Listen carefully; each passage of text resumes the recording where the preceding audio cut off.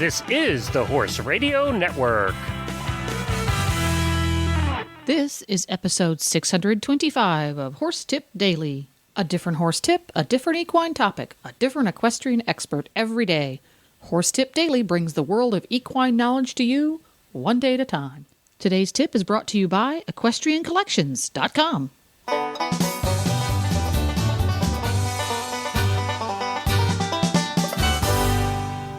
Hi, Coach Jen here, and thanks for tuning in to Horse Tip Daily.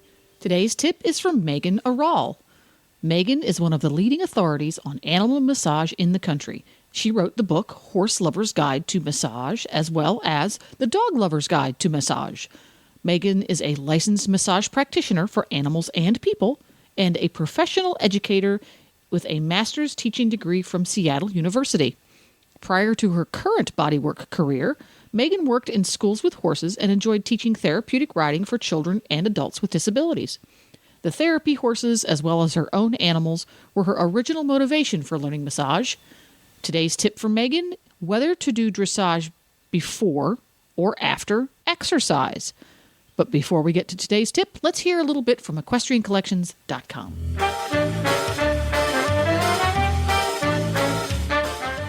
Hi, Glenn, back with you from the Horse Radio Network. I'm here with Debbie with the Equestrian Collections Product of the Week. Hello, Glenn, and I am so excited to introduce the Ayrault Lady Stretch Denim Jeans. These are brand new this spring, and I just got a pair last week, and I'm telling you, I loved them so much, I ordered a second pair over the weekend from Equestrian Collections. They are, because they're Ayrault, they're extremely stretching. They have 2% spandex, 84% cotton, and 14% polyester, and they fit great. I'm a little bit short, so they're a little long. So if you're tall, you can wear these, but if you're short, you can still tuck them into your boots, and they look fabulous. They look not only good, in fact, these are the first things I've ever worn that I felt like I had skinny jeans on. And then I thought, I can't possibly ride in these things. You get on the horse, and oh my goodness, they are not only comfortable, the people I was riding with, turned to me and said, "You look great in those jeans." I can't say enough about them. They're fabulous. Try them. Well, anytime you get compliments like that, you're going to be happy for sure. Now, these are knee patch jeans? Yes, they're knee patch jeans. They say they're mid-rise, but they're actually, they're mid-rise. They're low to mid-rise, so they're very, very comfortable. The knee patches are very soft. They're also same color, so you could actually get away with wearing them as jeans. They've got the four-way stretch. They come in black, and they come in denim. You want to go to EquestrianCollections.com and search for Ayrault. If you just put in Ayrault jeans or denim jeans, these will come up. You'll love them.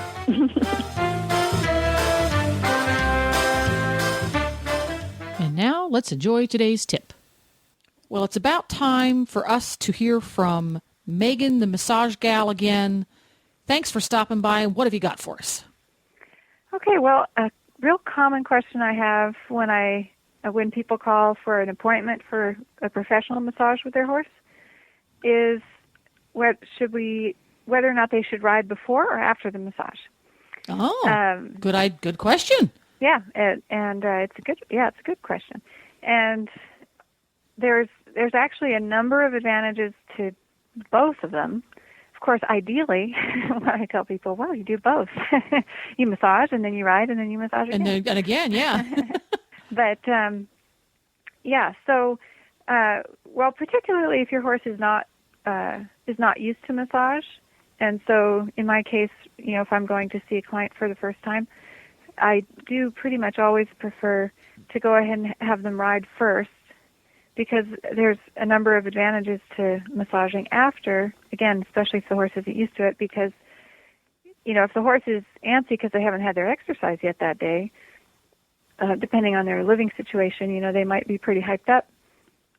And that can be pretty difficult to stand still and concentrate on the massage when they're expecting, that they've just been taken out of their stall, maybe, if that's how they live. And they want to either be turned out or ridden or get some exercise. So it can be kind of counterproductive to ask them to stand still while you massage them for a long time. So that's one advantage to going ahead and riding first. Also, if you massage your horse after you ride, couple things. One is you can help reduce stiffness that they might have the next day if you help stimulate the circulation to flush out the waste products from the exercise. So that can be an advantage to your horse. Also, if your horse did maybe end up during the ride having some tension in their neck or their back or something, which could be either from the saddle or from the rider or just the degree of exertion that they went through. If they end up with their back, for example, in the kind of a tighter position, when you finish your ride, if you can do at least a few little or even just one little massage technique to help them kind of relax those muscles and get the vertebrae along the spine in a better alignment, then your horse is going to be better off for those next 23 hours until you come and ride them again. By So golly, yeah. so you can really have a big impact on their health if you massage after you ride, so that you leave them in a really positive state of, happiness, comfort, relaxation, skeletal alignment, all of that stuff.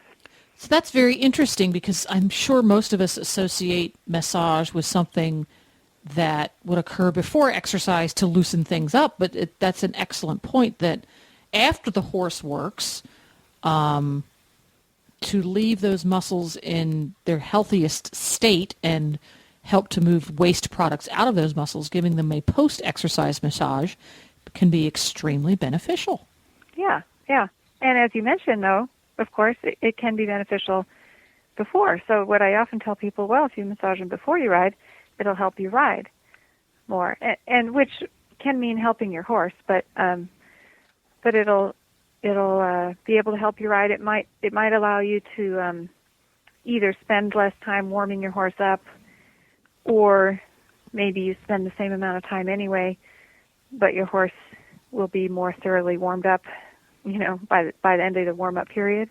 Be more effective, sure. Yeah. Mm-hmm. Yeah, that makes perfect sense. And also doing it before you ride, there's a lot of good benefits for doing it before you ride. Especially if you're doing it yourself, you can be, bonding and just reminding both of you of your bond and connecting and communicating, so that when you get on them, you're already really in sync mentally and emotionally, kind of.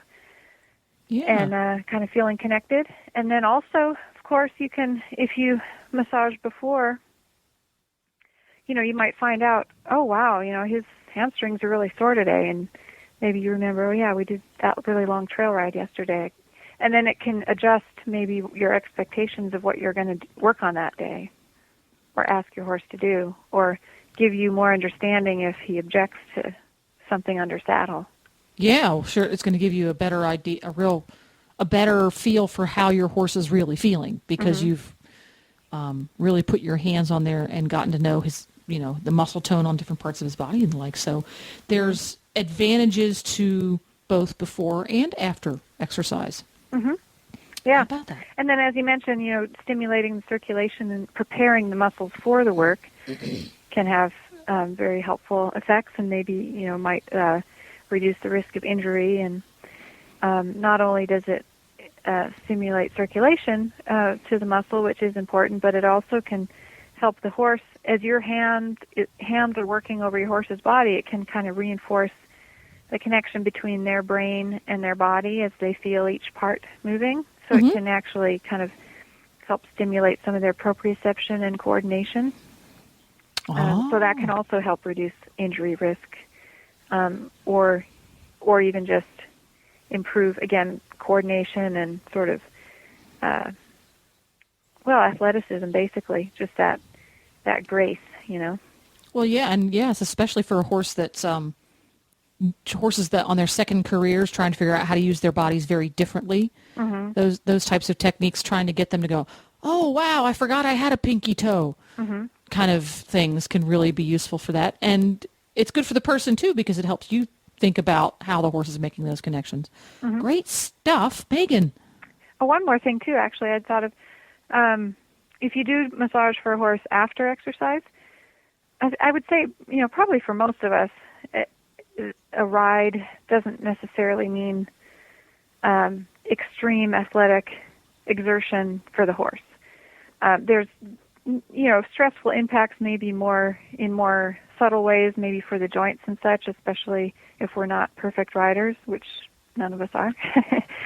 But if your horse is actually doing something more physically exerting, like for the muscles, like an endurance ride, for example, or a really hard jumping lesson or something, then you do want to, if you're massaging your horse when the muscles are actually basically in some state of inflammation at that point because they've been stressed to the point, which is not necessarily a bad thing, it's how we get stronger, is to have an appropriate amount of stress and micro damage, right, to the muscles.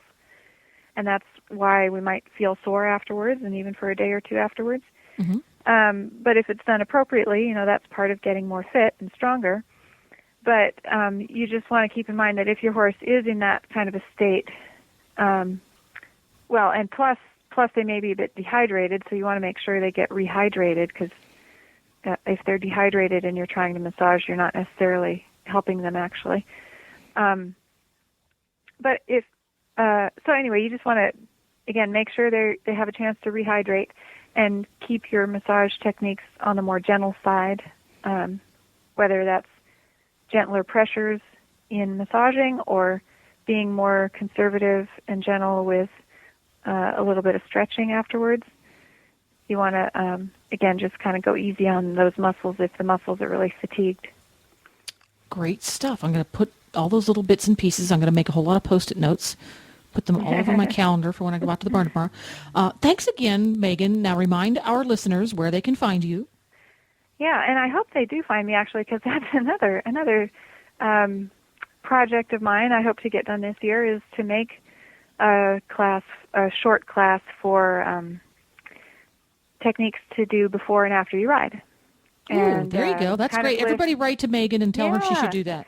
So do email me, and if you're interested in that, and then I can have you on a list and let you know as soon as it's available, because there's so many techniques, and some of them can be really, just take a minute to do. And so what I want to do is make a class of sort of, here's what you can do for your horse before or after the ride if you have 2 minutes, and you can do these things if you have 5 minutes, and do these things, kind of give you some mix and match. But yeah, my website is allaboutanimalmassage.com. Put it all together, massage with an A at the beginning. All right, that's great. Thanks again, Megan, for stopping by. We'll see you again soon. All right, thank you. Well, there you go. To listen to all of Megan's tips, just go to horsetipdaily.com and go to the experts drop-down menu on the left. Don't forget to support our sponsors here on Horse Tip Daily, because they make these podcasts possible. Today's sponsor has been equestriancollections.com. Order yourself a pair of those really nice Iridian stretch denim breeches right now, because they're pretty awesome. Equestriancollections.com. A world of choices delivered right to your door. Please stop by the Horse Tip Daily Facebook page and let us know what you think of the tips you hear on the show. It's also a great place to tell us about topics you'd like to hear us cover on the show. You can subscribe to all the great shows on the Horse Radio Network through iTunes or Zune and get your horse podcasts automatically downloaded to your iPod, Zune, or MP3 player. You can also listen to the shows right on Facebook. The player's right there every day. I'll be back again tomorrow with another new expert and a different horse tip. Until then, go ride your horse! The Horse Radio Network and the Horse Radio Network hosts are not responsible for statements of guests or their opinions. Use your own judgment when listening to the tips provided by the experts on Horse Tip Daily.